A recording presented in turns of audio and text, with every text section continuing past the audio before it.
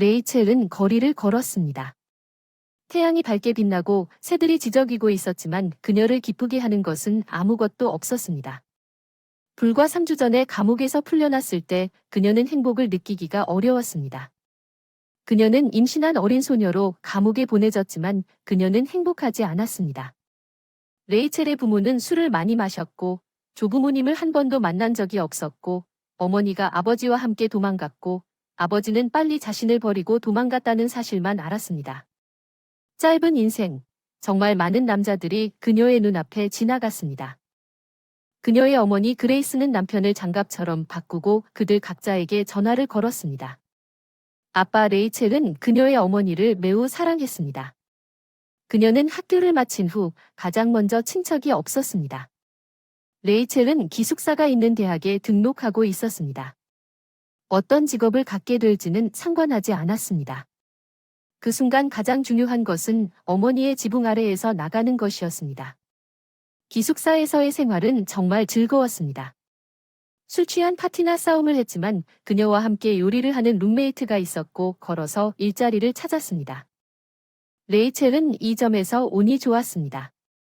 그녀의 룸메이트 중 누구도 실업자가 아니었고 그들의 방에는 3명의 소녀가 있었고 그들 중 누구도 게으른 사람이 아니었습니다. 레이첼은 웨이트리스로 고용되었습니다. 설거지와 야채 청소를 위해 카페와 그녀의 룸메이트도 고용되었습니다. 어느 날 저녁 기숙사로 돌아갈 때 레이첼이 3명 중 가장 예뻤습니다.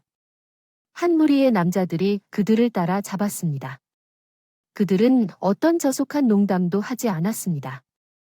아니면 그냥 기숙사까지 배웅하는 중이었지. 레이첼 남자 중 한 명이 그녀를 쳐다보고 있다는 걸 알아차렸지. 그의 이름은 애덤이었고 그는 가장 잘생겼고 모든 것이 동화 같았어요. 꽃참 못 이루는 밤사랑. 레이첼은 달을 넘어섰어요. 그리고 아담이 그녀에게 함께 살자고 초대했을 때 그녀는 1초도 주저하지 않고 2주 동안 함께 살았습니다. 그녀가 어머니의 이웃인 레이첼을 우연히 만났을 때 당신은 당신을 알아보지 못했다는 것입니다. 당신은 꽃이 피고 더 예뻐졌습니다. 이웃과 아담이 레이첼이 항상 부모님과 친척들에 대해 이야기하는 것을 피했기 때문에 관심을 가지고 그녀를 쳐다봤다고 말했습니다. 안녕하세요. 이야기를 나누고 싶지만 우리가 너무 늦어서 아담을 끌어당기라고 말했지만 그 여자는 빨리 끼어들었습니다. 레이첼, 왜 안 됩니까? 내 엄마를 방문하자. 그녀는 끔찍해 보인다. 그녀의 새 애인이 그녀를 이겼다. 레이첼은 한숨을 쉬었다. 알았어. 오늘 갈게. 왼쪽 이웃이고 아담은 레이첼을 향했다. 이제 내 어머니 집으로 가자. 어쩌면 그녀는 도움이 필요할지도 모르지만 마지못해 레이첼은 아담이 좋은 곳에서 왔다고 동의했다. 부유한 가족과 그녀는 그에게 자신이 살고 있는 환경을 보여주고 싶지 않았지만 그는 일단 뭔가를 멈출 수 없다고 결정하면 올바른 주소에 도착했고 레이첼은 아담이 둘러본 문을 열었습니다. 공포. 너덜너덜한 벽지, 더러움.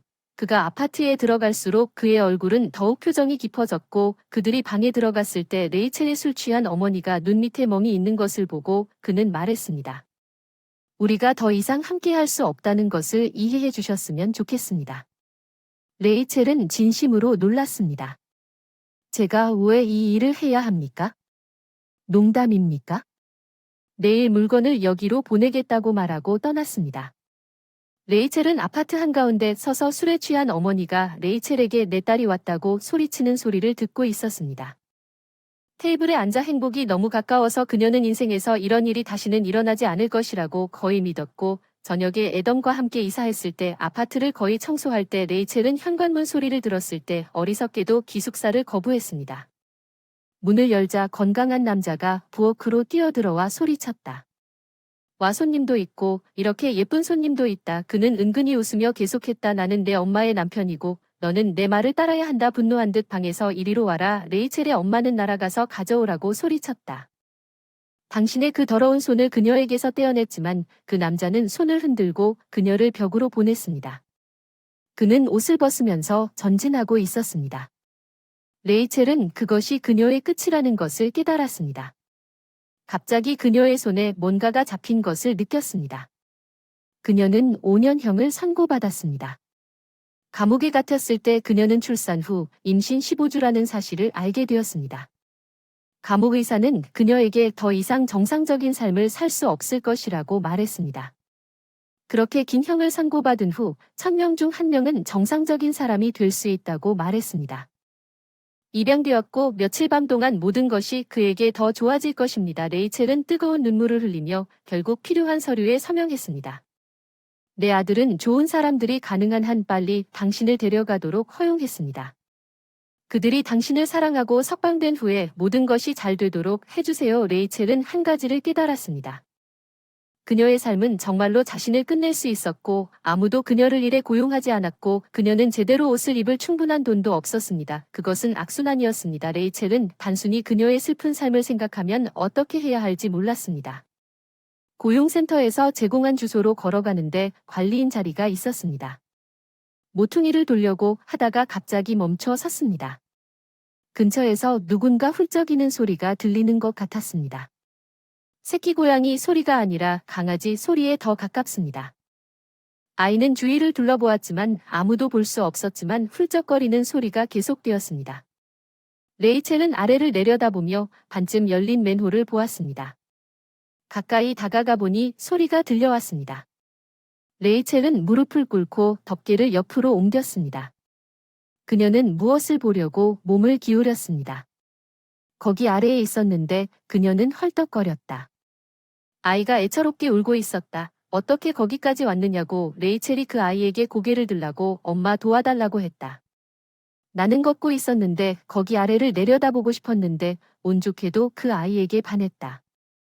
이제 그들은 확실히 그렇게 더러운 옷을 입고 나를 고용하지 않을 것이라고 그녀는 생각했지만 영웅에게 당신은 어디에 살고 있는지 말해주세요. 당신의 부모님은 어떻게 당신을 혼자 가게 했는지 소녀는 믿을 수 있게 놓아두었습니다. 손을 잡고는 할머니, 할아버지밖에 없다고 했더니 자고 있는 줄 알았는데 낮에 자는 게 싫어서 늘 창밖으로 기어나오는데 보통은 정원 밖에서 놀다가 오늘은 내기를 했어요. 친구랑 길 건너편으로 가겠다고 했는데 뭐 할머니?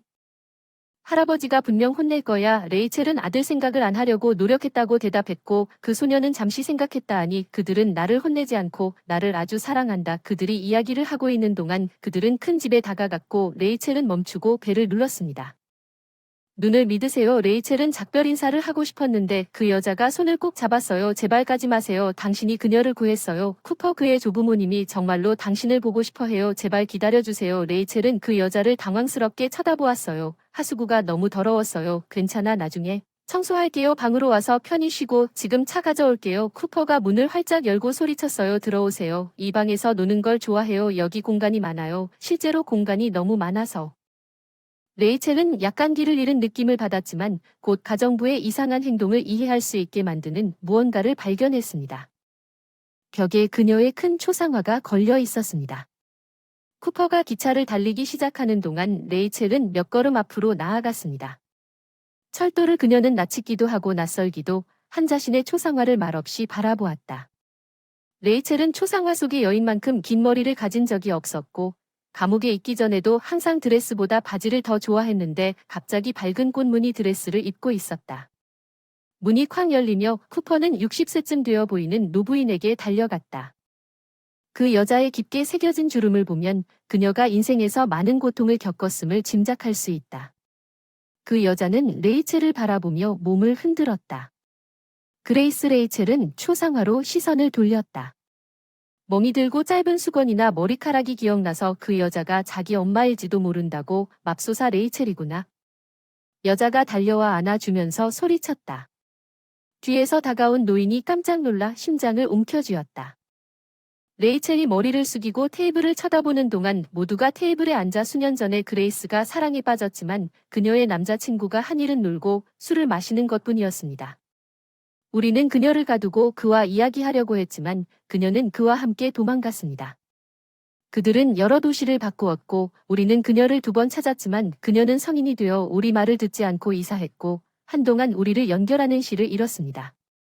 그녀가 죽고 나서야 우리는 당신의 존재에 대해 알게 되었습니다. 할아버지는 당신을 감옥에서 빼낼 방법을 찾기 시작했지만 아무 소용이 없었고 당신은 아이를 낳았고 우리가 방문할 수 없는 다른 감옥으로 당신을 옮겼습니다. 우리는 우리의 규정에 따라 쿠퍼를 레이첼을 되찾기 위해 저축한 돈을 모두 써버렸습니다. 계산상 넌 1년 더 돌아오지 못할 텐데 날 더 일찍 보내줘서 왜 엄마가 나한테 너에 대해 얘기하지 않았는지 도저히 이해가 안 돼. 너랑 쿠퍼랑 같이 있게 해줄래? 물론 다른 사람은 없어. 레이첼 할머니는 더 이상 눈물을 참을 수가 없어서 쿠퍼에게 내가 쿠퍼의 엄마라고 말할 수 있게 해달라고 했어요. 할머니는 고개를 끄덕였고 레이첼은 테이블에서 벌떡 일어나 자신이 들어간 아이의 방으로 달려갔습니다. 방으로 돌아와서 바닥에 있는 아들 옆에 앉았습니다. 쿠퍼는 쿠퍼를 껴안았습니다. 사랑하는 아들님, 저는 당신이 너무 보고 싶었습니다. 소년.